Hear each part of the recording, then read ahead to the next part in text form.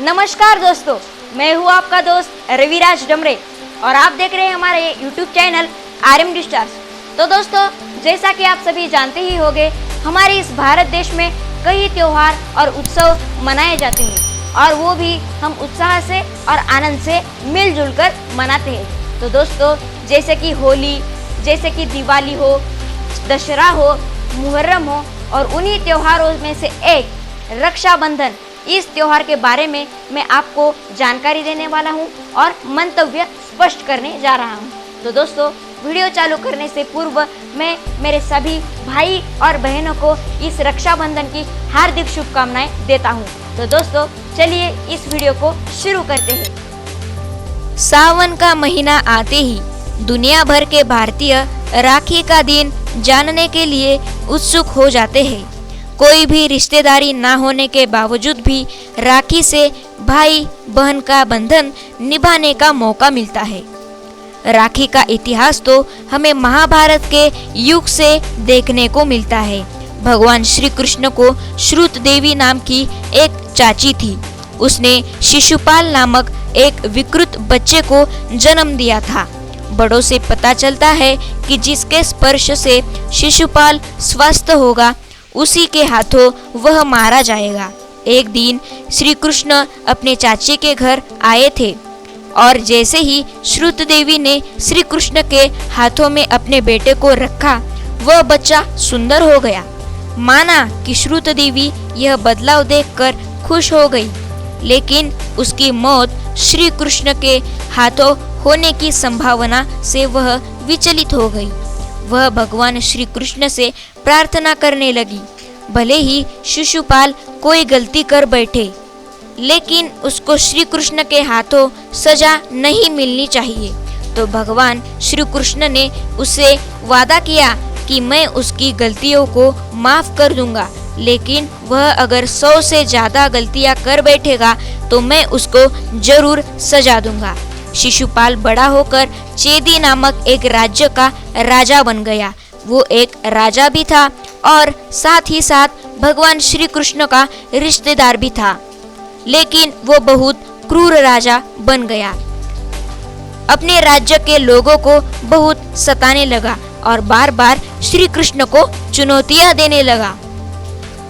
एक समय तो उसने भरी राजसभा में ही भगवान श्री कृष्ण की निंदा की और बस शिशुपाल ने उसी दिन 100 गलतियों की सीमा पार कर दी थी। तुरंत ही भगवान श्री कृष्ण ने अपने सुदर्शन चक्र का शिशुपाल के ऊपर प्रयोग किया। इसी तरह से बहुत चेतावनी मिलने के बाद भी शिशुपाल ने अपने गुण नहीं बदले और अंत में उसे अपनी सजा भुगतनी पड़ी। भगवान श्री कृष्ण जब क्रोध में अपने सुदर्शन चक्र को छोड़ रहे थे, तभी उनकी उंगली में भी चोट लगी थी। भगवान श्री कृष्ण के आसपास के लोग उस घाव पर कुछ बांधने के लिए इधर उधर भागने लगे, लेकिन वहां पे खड़ी द्रौपदी कुछ सोचे समझे बिना अपनी साड़ी के कोने को फाड़कर भगवान श्री कृष्ण के घाव पर लपेटा।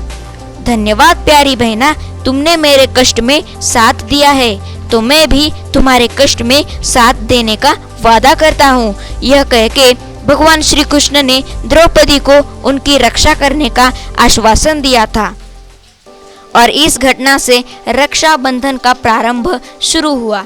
बाद में जब कौरवों ने पूरी राजसभा के सामने जब द्रौपदी की साड़ी खींचकर जब उसका अपमान करने का प्रयास किया, तो भगवान श्री कृष्ण ने द्रौपदी को बचाकर अपना वादा पूरा किया था।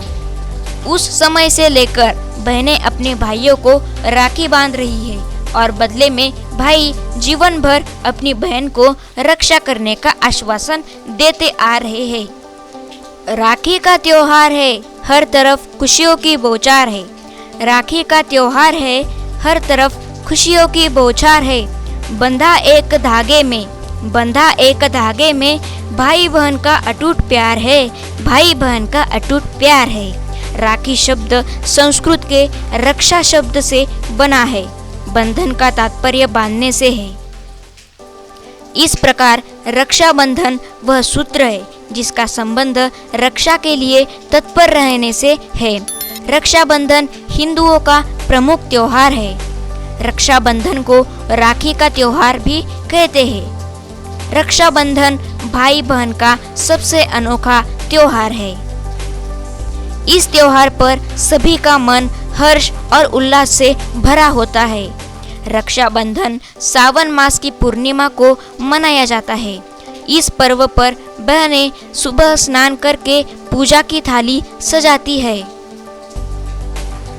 पूजा की थाली में कुमकुम, राखी, रोली, अक्षत, दीपक तथा मिठाई रखी जाती है। तत्पश्चात घर के पूर्व दिशा में भाई को बैठाकर उसकी आरती उतारी जाती है। सिर पर अक्षत डाला जाता है, माथे पर कुमकुम का तिलक किया जाता है।